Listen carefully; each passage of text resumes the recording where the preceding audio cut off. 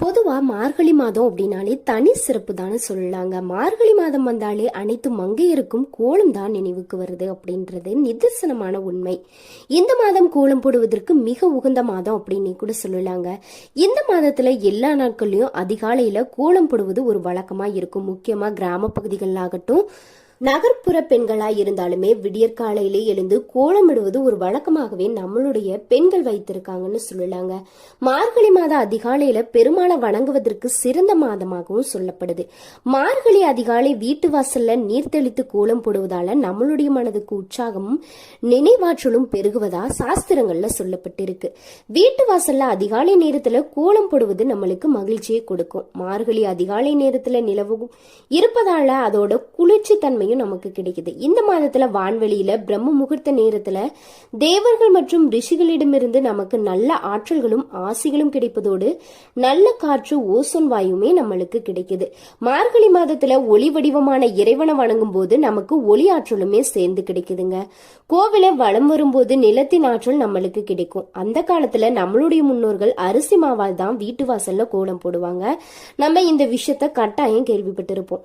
வீட்டு வாசல்ல கோலம் போடுவதால தீய சக்திகளை வீட்டினுள் வருவது தடுக்கப்படும் அப்படின்ற நம்பிக்கை இன்று வரைக்குமே நிலவிட்டு இருப்பதாலதான் பெண்களாகிய நம்ம மார்கழி மாதத்துல அதிகாலை நேரத்துல கோலம் போடுவதற்கான முக்கிய காரணம் அப்படின்னு நம்மளுடைய முன்னோர்களால சொல்லப்படுது.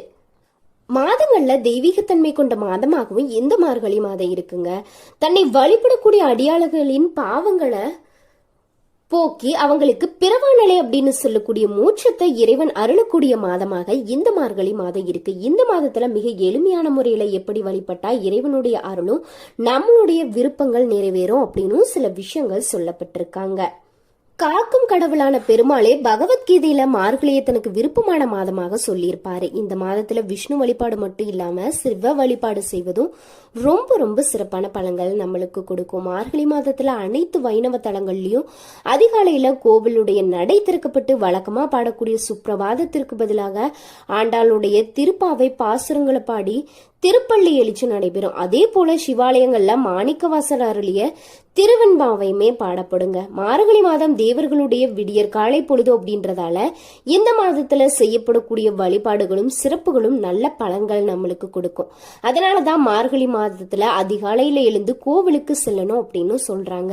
தெய்வீக ஆற்றல் அதிகம் நிறைந்த மார்கழி மாதத்துல குறிப்பிட்ட 3 விஷயங்களை செய்வதால வாழ்க்கையில நம்ம நினைத்தது நடக்கும். கடவுளிடம் முன்வைத்த கோரிக்கைகள் அப்படியே நடைபெறும் அப்படின்னு சொல்லப்படுது. அதுல ஒன்று நம்ம இஷ்ட தெய்வத்தை வழிபடுவது. அதிகாலையில் எழுந்து கோலமிடும் போது நம்ம தெய்வத்தை